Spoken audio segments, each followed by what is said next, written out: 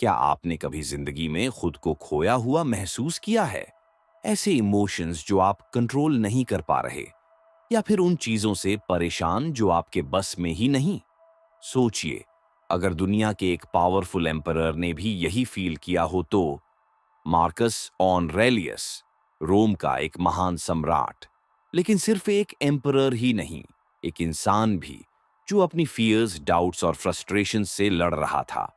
और इन्हीं बैटल्स को समझने के लिए उसने एक पर्सनल जर्नल लिखा, एक ऐसी किताब जो सिर्फ उसके लिए थी, दुनिया के लिए नहीं। और वही जर्नल बना मेडिटेशंस, एक टाइमलेस गाइड जो हमें सिखाती है कि कैसे हम अपने माइंड को मास्टर करें, लाइफ की हार्डशिप्स को फेस करें और एक काल्म और स्ट्रॉन्ग इंसान बने। 12 बुक्स, 12 रिफ्लेक्शंस जो हमें बताती हैं कि कैसे एक मीनिंगफुल लाइफ जिया जाए, स्ट्रगल्स को करेज के साथ फेस किया जाए और क्लैरिटी मिले इस नॉइजी वर्ल्ड में। सोच कर देखो, क्या होगा अगर आप सेल्फ डाउट को साइलेंस कर पाओ, अगर आप अपने माइंड को ट्रेन कर पाओ to handle anything, just like Marcus did. यही है विजडम ऑफ द स्टोइक्स, एक फिलॉसफी जो सोल्जर्स, लीडर्स और थिंकर्स को पिछले 2000 सालों से गाइड कर रही है, और आज भी ये उतनी ही पावरफुल है। चलो, मेडिटेशंस के लेसन्स एक्सप्लोर करते हैं और एक ट्रू स्टोइक एम्परर की माइंडसेट को अनलॉक करते हैं। Chapter 1, master your mind, master your life, the power of controlling your thoughts and emotions. आपका माइंड ये एक चीज है जो पूरी तरह से आपकी ओन है। बाकी सब, आपका बॉडी, आपकी पोजेशंस, यहां तक कि आपके आसपास के लोग, सब कुछ आपसे छीना जा सकता है। लेकिन आपके थॉट्स, आपके इमोशंस, ये सिर्फ आपके कंट्रोल में हैं, या फिर ये आपको कंट्रोल कर रहे हैं। इमेजिन करो, एक सुबह आप फ्रेश फील कर रहे हो, रेडी हो अपने दिन को कॉन्कर करने के लिए, लेकिन तभी कुछ छोटा सा होता है। शायद किसी का रूड कमेंट, कोई मिस्ड अपॉर्चुनिटी, या फिर कोई अनएक्सपेक्टेड सेटबैक। अचानक फ्रस्ट्रेशन बढ़ने लगता है, गुस्सा, एंग्जाइटी, और ऐसा लगता है जैसे सब कुछ हाथ से निकल रहा है। लेकिन सोचो, क्या असली प्रॉब्लम वो सिचुएशन थी, या फिर आपकी रिएक्शन? मार्कस ऑनरेलियस, जो रोम के एक महान एम्परर थे, इसे अच्छे से समझते थे। वो दुनिया की सबसे पावरफुल एम्पायर के रूलर थे, लेकिन उन्हें भी बिट्रेयल्स, वॉर्स और पर्सनल लॉसेस का सामना करना पड़ा। फिर भी उन्होंने सिर्फ एक चीज को मास्टर किया, अपना माइंड। उन्होंने लिखा था, you have power over your mind, not outside events. Realise this and you will find strength. सोचो, कितनी पावरफुल बात है ये। हर बार जब आप गुस्से, डर या डाउट में फंसते हो, आप अपनी पावर किसी और को दे देते हो। लेकिन सच तो ये है कि कोई भी सिचुएशन, कोई भी इंसान आपके इमोशंस को कंट्रोल नहीं कर सकता, जब तक कि आप खुद उसे अलाउ ना करें। एक जहाज को इमेजिन करो जो समुंदर में एक भयंकर तूफान के बीच फंसा है। लहरें टकरा रही हैं, हवा तेज है, लेकिन एक स्किल्ड कैप्टन उस जहाज को स्टेडी रखता है।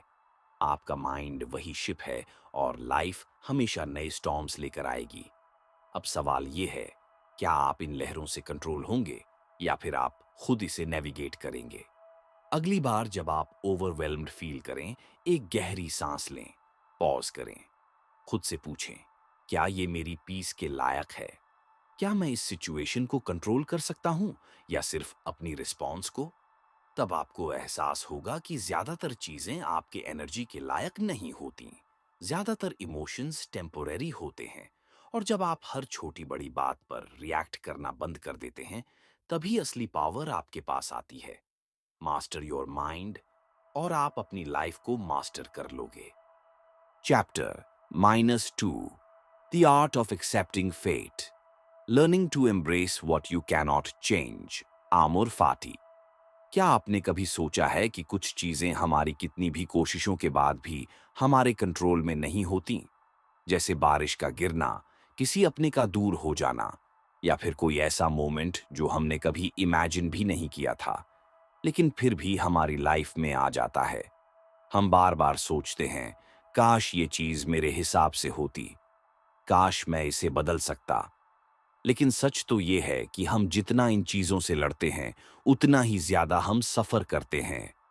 मार्कस ऑनरेलियस ने लिखा था, स्वीकार करो जो कुछ भी आता है, जो आपकी नियति के पैटर्न में बुना हुआ है, क्योंकि जो कुछ भी अधिक उपयुक्त रूप से आपकी आवश्यकताओं को पूरा कर सकता है, यानी जो कुछ भी तुम्हारे साथ हो रहा है, उसे वैसे ही अपनाओ जैसे वो तुम्हारे लिए बना हो। यही है अमोर फाटी, अपने फेट को सिर्फ सहन नहीं करना, बल्कि उसे पूरी तरह एम्ब्रेस करना। इसका मतलब ये नहीं कि आप हार मान लो या कोशिश करना छोड़ दो। इसका मतलब ये है कि जब कोई चीज आपके हाथ में नहीं है, तो उसे वैसे ही अपनाओ जैसे वो आपकी लाइफ का हिस्सा होनी ही थी। इमेजिन करो, एक नदी अपने रास्ते में आने वाली हर चट्टान को एक्सेप्ट करती है। वो चट्टान से टकराकर रुकती नहीं, वो अपने रास्ते को एडजस्ट करती है और बहती रहती है। यही सोच हमारी लाइफ में होनी चाहिए। जब कुछ अनएक्सपेक्टेड हो, जब कोई चीज आपके हिसाब से ना चले, रिएक्ट मत करो, रेजिस्ट मत करो। इंस्टेड उसे एक्सेप्ट करो और उसके साथ फ्लो करो। हो सकता है कि कोई रिश्ता टूट जाए, कोई अपॉर्चुनिटी हाथ से निकल जाए, या फिर कोई ऐसा मोमेंट आ जाए जो आपको अंदर से हिला दे। लेकिन अगर आप अमोर फाटी को अपनाते हैं, तो आप इन चीजों को अपनी ग्रोथ का हिस्सा बना सकते हैं। सोचो, अगर हर बार जब कुछ अनएक्सपेक्टेड हो, आप खुद से कहें, ये मेरी कहानी का हिस्सा था और मैं इसे एक्सेप्ट करता हूं, तब क्या होगा? तब हर फेलियर, हर स्ट्रगल आपकी ताकत बन जाएगी। तब आप किसी भी सिचुएशन में घबराने की बजाय उसे अपनी जर्नी का एक जरूरी चैप्टर मानोगे। जो चीजें चेंज नहीं की जा सकती, उन्हें स्वीकार करना ही असली फ्रीडम है। क्योंकि जब आप अपने फेट से लड़ना बंद कर देते हो, तभी असली शांति मिलती है, तभी असली पावर आती है। Embrace everything, love your fate. क्योंकि अमोर फाटी सिर्फ एक थॉट नहीं, बल्कि एक माइंडसेट है। एक ऐसा माइंडसेट जो आपकी लाइफ को पूरी तरह बदल सकता है। Chapter 3, virtue over everything. Why living with integrity, discipline and wisdom matters most? क्या आपने कभी सोचा है कि असली सफलता क्या होती है? क्या ये पैसा है, ताकत, या फिर वो रिकॉग्निशन जो लोग आपको देते हैं? हम में से ज्यादातर लोग अपनी पूरी जिंदगी इन बाहरी चीजों के पीछे भागते रहते हैं। एक बड़ी नौकरी, महंगी गाड़ी, स्टेटस, फेम। लेकिन अगर ये सब कुछ हासिल करके भी अंदर से खालीपन महसूस हो, तो क्या ये सच में सफलता है? मार्कस ऑनरेलियस ने लिखा था, waste no more time arguing about what a good man should be one. इसका मतलब साफ है, एक अच्छे इंसान की परिभाषा पर बहस करने की बजाय बस वही बनो। और यही असली सफलता है, वर्च्यू। वर्च्यू यानी ईमानदारी, अनुशासन और बुद्धिमानी। ये वो चीजें हैं जो हमें टेम्पररी अचीवमेंट्स से नहीं, बल्कि एक मीनिंगफुल लाइफ से जोड़ती हैं। पैसे और पावर तो समय के साथ बदल सकते हैं, लेकिन आपकी वैल्यूज, आपकी इंटेग्रिटी, यही वो चीजें हैं जो हमेशा आपके साथ रहेंगी। इमेजिन करो, एक इंसान जिसे दुनिया की हर लग्जरी मिली हुई है, लेकिन उसने ये सब किसी को धोखा देकर गलत रास्तों से हासिल किया हो। अब एक दूसरा इंसान है जिसके पास ज्यादा वेल्थ नहीं है, लेकिन उसने अपनी जिंदगी पूरी ईमानदारी और मेहनत से जी है। इनमें से कौन ज्यादा रिच है? सच्चाई ये है कि पैसा और पावर आपको बाहरी दुनिया में ऊंचाई तक पहुंचा सकते हैं, लेकिन आपके अंदर की शांति सिर्फ आपकी वर्च्यूज से आती है। जब आप अपने प्रिंसिपल्स पर अडिग रहते हो, जब आप सही और गलत के बीच फर्क समझकर सही को चुनते हो, तब आप एक ऐसे इंसान बनते हो जिसकी आत्मा मजबूत होती है। देखो, लाइफ आसान नहीं होगी। कई बार ऐसे मौके आएंगे जब आपको गलत रास्ता चुनना टेम्पटिंग लगेगा, एक शॉर्टकट जो आपको तेजी से सक्सेस तक ले जाए, लेकिन आपकी वैल्यूज से समझौता करने के लिए मजबूर करे।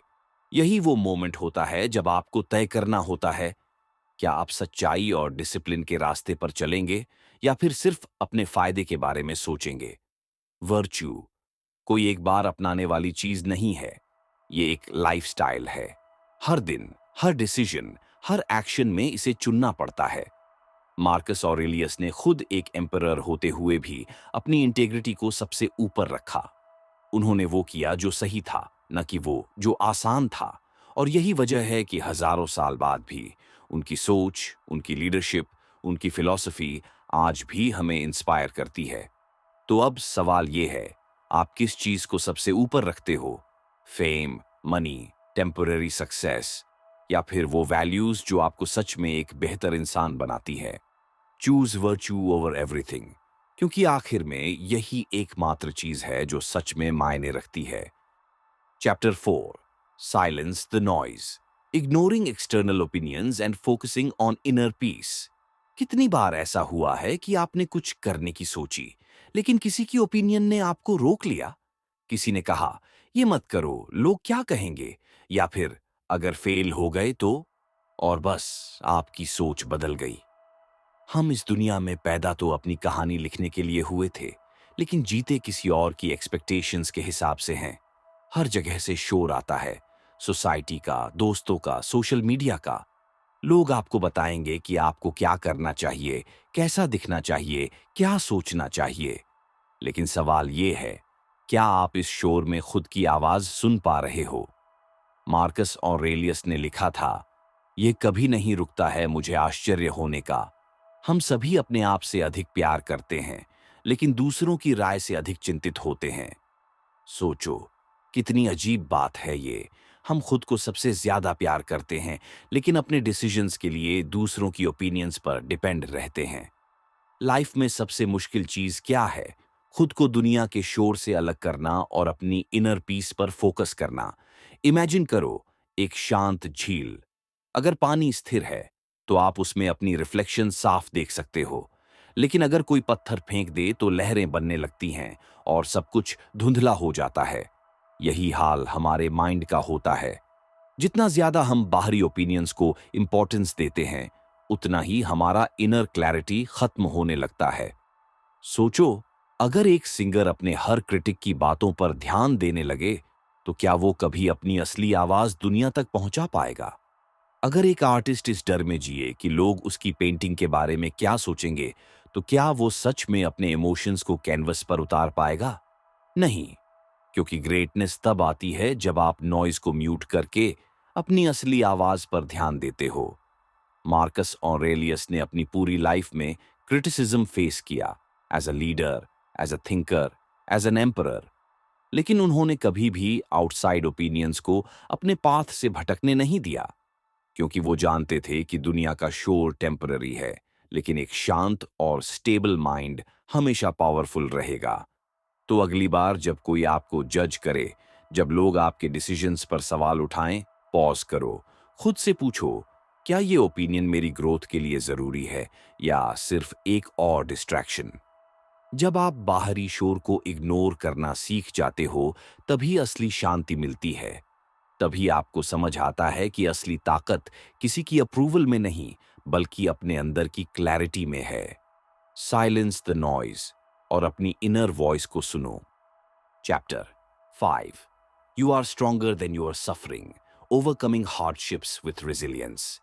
कभी ऐसा महसूस हुआ है कि जिंदगी ने आपको हरा दिया, जैसे कोई भारी बोझ हो जिसे उठाने की ताकत अब आप में नहीं बची? दर्द, तकलीफ, मुश्किलें, ये हम सबकी जिंदगी का हिस्सा है। लेकिन फर्क सिर्फ इतना है, कुछ लोग इनसे टूट जाते हैं और कुछ लोग इन्हीं से अपनी ताकत बना लेते हैं। अब सवाल ये है, आप कौन बनना चाहते हो?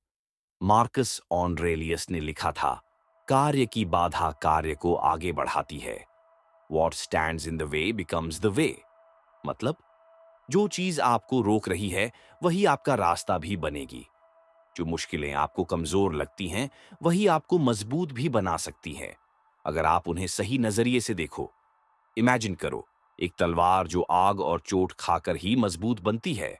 अगर उसे बार बार गर्म करके, चोट मारकर तराशा ना जाए, तो वो बस एक साधारण लोहे का टुकड़ा रह जाएगी। आपकी जिंदगी की मुश्किलें भी ऐसी ही हैं। ये आपको तोड़ने नहीं, बल्कि तराशने के लिए आई हैं। सोचो, अगर हर मुश्किल का सामना करते वक्त आप खुद से कहो, ये मेरी परीक्षा है और मैं इसे पास करूंगा, तब क्या होगा? तब आप अपने दर्द को कमजोरी नहीं, बल्कि अपनी शक्ति बना लोगे। फिर कोई भी तकलीफ आपको रोक नहीं पाएगी। हिस्ट्री में जितने भी महान लोग हुए हैं, उन्होंने हार्डशिप का सामना किया, लेकिन कभी हार नहीं मानी। नेल्सन मंडेला को 27 साल तक जेल में रखा गया, फिर भी वो टूटा नहीं। हेलेन केलर ने कभी दुनिया को देखा नहीं, सुना नहीं, फिर भी उसने पूरी दुनिया को इंस्पायर किया। और यही फर्क होता है, जो लोग सफरिंग से डर जाते हैं, वो हार जाते हैं, लेकिन जो लोग उससे लड़ते हैं, वो महानता की तरफ बढ़ते हैं। मार्कस ऑरेलियस खुद एक एम्पेरर होते हुए भी हमेशा दर्द और संघर्ष से घिरे रहे। War, betrayal, disease. लेकिन उन्होंने कभी हालात को अपने ऊपर हावी नहीं होने दिया। उन्होंने सीखा कि सफरिंग को एक्सेप्ट करके ही उसे ओवरकम किया जा सकता है। तो अगली बार जब आपको लगे कि जिंदगी मुश्किल हो रही है, कि हालात आपके कंट्रोल से बाहर हैं, एक पॉज लो। खुद से पूछो, क्या ये मुझे खत्म करने के लिए आया है या फिर मुझे और मजबूत बनाने के लिए? याद रखो, आपका दर्द टेम्पोरेरी है, लेकिन आपकी स्ट्रेंथ हमेशा के लिए रहेगी, क्योंकि आप अपनी सफरिंग से ज्यादा मजबूत हो। You are stronger than your suffering. बस इसे पहचानने की जरूरत है। Chapter 6. The Power of the Present Moment. Living fully in the now and not worrying about the past or future. क्या आपने कभी गौर किया है कि हमारी जिंदगी या तो बीते हुए कल के बारे में सोचने में निकल जाती है या फिर आने वाले कल की चिंता में? हम या तो रिग्रेट में जीते हैं या फिर एंग्जाइटी में। लेकिन क्या सच में हमने कभी सिर्फ अभी में जीना सीखा है? हम सोचते हैं, अगर मैं उस गलती को ना करता तो आज सब कुछ ठीक होता, या फिर अगर कल कोई बुरा हो गया तो मैं क्या करूंगा। लेकिन इस सोच में हम जो सबसे जरूरी चीज खो देते हैं, वो है यह पल, यही मोमेंट। मार्कस ऑरेलियस ने कहा था, confine your self to present, यानी खुद को बस इसी पल तक सीमित रखो, क्योंकि असली खुशी, असली शांति न तो पास्ट में है, न ही फ्यूचर में, वो सिर्फ अब में है। इमेजिन करो, एक नदी जो सिर्फ आगे बहती है। वो न तो अपने पीछे बहे हुए पानी के बारे में सोचती है, न ही आगे आने वाली लहरों के बारे में। वो बस बहती है, पूरी तरह इस पल में, अपनी फ्लो में। लेकिन हम या तो उन लहरों पर पछताते हैं जो बीत चुकी हैं, या फिर उन तूफानों से डरते हैं जो शायद कभी आए ही नहीं। सोचो, अगर एक म्यूजिशियन फ्यूचर की चिंता में इतना डूब जाए कि वो अपने प्रेजेंट नोट पर ध्यान ही ना दे पाए, तो क्या वो कभी एक खूबसूरत धुन बजा पाएगा? अगर एक खिलाड़ी खेलते समय सिर्फ इस बात में उलझ जाए कि अगर मैं हार गया तो क्या वो अपना बेस्ट दे पाएगा? नहीं, क्योंकि जितना ज्यादा हम अभी से डिस्कनेक्ट होते हैं, उतना ही हमारी परफॉर्मेंस, हमारी खुशी, हमारी जिंदगी फेड होने लगती है। मार्कस ऑरेलियस खुद एक एम्परर होते हुए भी हमेशा युद्ध, साजिशों और अनिश्चितताओं से घिरे रहे, लेकिन उन्होंने हमेशा अपने आप को इसी एक प्रिंसिपल से संभाला, मैं सिर्फ उसी पल के बारे में सोचूंगा जो मेरे सामने है। और यही माइंडसेट उनकी सबसे बड़ी ताकत बनी। तो अगली बार जब आपका दिमाग किसी रिग्रेट या किसी फ्यूचर फियर में खो जाए, पॉज करो, एक गहरी सांस लो, अपने आसपास देखो, इस पल को पूरी तरह महसूस करो, क्योंकि यही वो एकमात्र चीज है जो सच में आपके कंट्रोल में है। लाइफ सिर्फ पास्ट की यादों या फ्यूचर की चिंता में नहीं है। लाइफ यही है, ये एक सांस, ये एक धड़कन, ये एक पल। The power of the present moment. इसे पकड़ो, इसे जियो, क्योंकि यही असली जिंदगी है। Chapter -7। Lead without ego. How to rule, lead and influence with humility. सच्चा लीडर कौन होता है? क्या वो जो ताकत से सबको झुका दे, या वो जो खुद सबसे ऊपर बैठकर दूसरों को हुक्म चलाए, या फिर वो जो बिना दिखावे के, बिना अहंकार के दूसरों को ऊपर उठाने का काम करे? इस दुनिया में बहुत से लोग पावर पाते ही खुद को सबसे ऊपर समझने लगते हैं। वो सोचते हैं कि अब उन्हें किसी की जरूरत नहीं, कि अब उनकी हर बात सही है। लेकिन यही उनकी सबसे बड़ी भूल होती है, क्योंकि एक सच्चा लीडर वो नहीं जो सबसे ऊपर बैठा हो, बल्कि वो है जो सबके साथ खड़ा हो। मार्कस ऑरेलियस ने लिखा था, it is not death that a man should fear, but he should fear never beginning to live. यानी असली डर मरने का नहीं, बल्कि अपनी जिंदगी को सही तरीके से ना जीने का होना चाहिए। और एक ईगो ड्रिवन लीडर कभी सही मायने में जी नहीं पाता। वो बस अपने अहंकार की ऊंचाई पर अकेला खड़ा रह जाता है। इमेजिन करो, एक राजा जो हर समय अपने महल में बंद रहता है, जो किसी की नहीं सुनता, जो खुद को सबसे बुद्धिमान समझता है। और फिर सोचो, एक ऐसा राजा जो अपनी प्रजा के बीच बैठता है, उनकी बातें सुनता है, उनकी तकलीफों को समझता है और उनके साथ ही समाधान ढूंढता है। कौन असली लीडर है? पहला, जो सिर्फ अपने ईगो को बचाने के लिए डिसीजंस लेता है, या दूसरा, जो अपने ईगो को अलग रखकर सही फैसले लेता है? हिस्ट्री में जितने भी महान लीडर्स हुए हैं, उन्होंने ह्यूमिलिटी को अपनाया। वो जानते थे कि सच्ची ताकत अपने बारे में सोचने में नहीं, बल्कि दूसरों की भलाई करने में है। अलेक्जेंडर द ग्रेट, जो दुनिया का सबसे बड़ा सम्राट बना, उसने अपने सैनिकों के साथ उन्हीं की तरह जिंदगी जी। महात्मा गांधी, जिनके पास कोई सरकारी पद नहीं था, फिर भी पूरी दुनिया उनके लीडरशिप को मानती थी। क्यों? क्योंकि उन्होंने पावर को शो करने के लिए नहीं, बल्कि सर्व करने के लिए यूज किया। मार्कस ऑनरेलियस खुद एक एम्परर थे। उनके पास इतनी ताकत थी कि वो जो चाहें कर सकते थे, लेकिन उन्होंने अपने पूरे जीवन में कभी अपने ईगो को अपने लीडरशिप पर हावी नहीं होने दिया। वो एक साधारण आदमी की तरह जिए, एक फिलोसोफर की तरह सोचे और एक सच्चे लीडर की तरह राज किया। तो अगली बार जब आपको पावर मिले, जब लोग आपको फॉलो करें, पॉज करो, खुद से पूछो, क्या मैं अपने ईगो को बढ़ा रहा हूं या सच में लोगों की भलाई के लिए काम कर रहा हूं? क्योंकि असली लीडरशिप हुक्म चलाने में नहीं, बल्कि दूसरों को ऊपर उठाने में है। लीड विदाउट ईगो, तभी आप सच में एक लीडर बनोगे, न कि सिर्फ एक शासक। 8. Death is nothing to fear, accepting mortality as a natural part of life. क्या तुमने कभी मौत के बारे में सोचा है? नहीं। सच में, क्या कभी इस सवाल पर रुके हो कि एक दिन सब कुछ खत्म हो जाएगा? हम मौत से डरते हैं, उसे टालना चाहते हैं, उसके बारे में सोचना भी पसंद नहीं करते। लेकिन क्या ये डर हमें बचा सकता है? क्या ये मौत को रोक सकता है? या फिर ये बस एक इल्यूजन है जो हमें जीने से रोक रहा है? मार्कस ऑरेलियस ने लिखा था, ये मृत्यु का डर नहीं होना चाहिए, डर तो इस बात का होना चाहिए कि कहीं हमने जीना ही ना शुरू किया हो। सोचो, अगर तुम्हें पता चले कि तुम्हारी जिंदगी के बस कुछ दिन बचे हैं, क्या तुम वही करोगे जो अभी कर रहे हो? क्या तुम उतनी ही फिक्र करोगे छोटी छोटी बातों की, उतनी ही चिंता करोगे कि लोग क्या सोचेंगे? हम में से कोई भी नहीं जानता कि हमारी जिंदगी कितनी लंबी है, लेकिन हम ऐसे जीते हैं जैसे हम अमर हैं। हम खुद को असली खुशी से रोकते रहते हैं, कभी सोसाइटी के डर से, कभी फ्यूचर की चिंता में। लेकिन सच ये है कि जिंदगी कभी भी खत्म हो सकती है, और यही सोच हमें डराने के लिए नहीं, बल्कि जगाने के लिए होनी चाहिए। इमेजिन करो, एक कैंडल जो जल रही है, वो ये नहीं सोचती कि कब बुझेगी, वो बस जलती है, पूरी रोशनी के साथ। उसे ये चिंता नहीं कि उसका अंत कब आएगा, उसे बस इतना पता है कि जब तक वो जल रही है, तब तक वो रोशनी दे रही है। मार्कस ऑनरेलियस खुद एक एम्परर होते हुए भी इस सच्चाई से बचने की कोशिश नहीं करते थे। वो हर दिन खुद को याद दिलाते थे, मैं भी मरूंगा। लेकिन उन्होंने इसे नेगेटिविटी के रूप में नहीं देखा, बल्कि इसे इंस्पिरेशन की तरह लिया। ये सोच उन्हें हर पल को पूरी तरह जीने का साहस देती थी।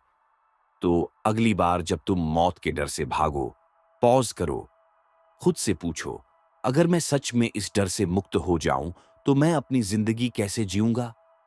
मौत को टाल नहीं सकते, लेकिन उसे एक्सेप्ट करके, उसे अपनाकर हम सच में जीना शुरू कर सकते हैं। क्योंकि जब तुम्हें मौत से डर नहीं लगेगा, तभी तुम अपनी जिंदगी को पूरी तरह एम्ब्रेस कर पाओगे। Death is nothing to fear, बल्कि ये वो सच है जो हमें जीना सिखाता है। Chapter -9, work is duty, not burden, finding purpose and discipline in daily tasks. हर सुबह जब तुम उठते हो, क्या तुम्हें अपना काम बोझ लगता है? क्या तुम्हें ऐसा महसूस होता है कि तुम सिर्फ एक मशीन की तरह जी रहे हो, बस काम काम और काम?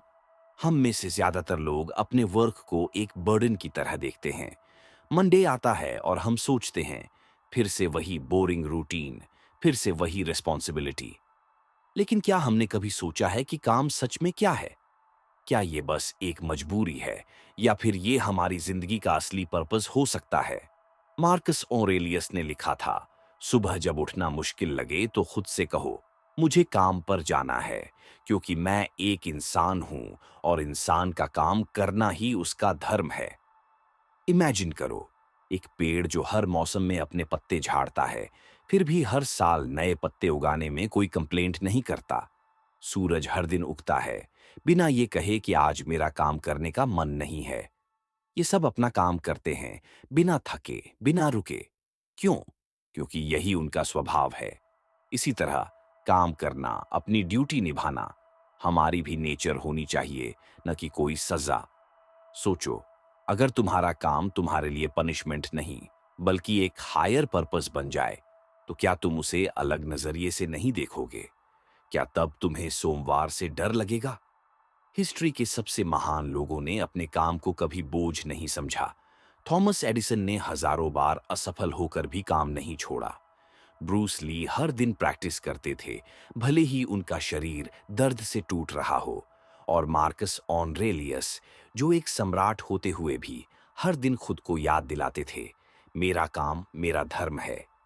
काम को बर्डन मत समझो, उसे एक वॉरियर की तरह देखो, जो हर दिन अपने मिशन पर निकलता है, बिना शिकायत किए, बिना हार माने। क्योंकि जब तुम अपने काम को डिसिप्लिन और पर्पस के साथ अपनाते हो, तब तुम सिर्फ काम नहीं कर रहे होते, तब तुम खुद को एक नए लेवल पर ले जा रहे होते हो। तो अगली बार जब तुम्हें लगे कि तुम्हारा काम एक बोझ है, पॉज करो, खुद से पूछो, अगर मैं इसे अपना हाईएस्ट ड्यूटी मान लूं, तो मेरी जिंदगी कैसे बदलेगी? Work is duty, not burden. और जब तुम इसे समझ लोगे, तब हर दिन सिर्फ सर्वाइवल नहीं, बल्कि ग्रेटनेस की तरफ एक कदम होगा।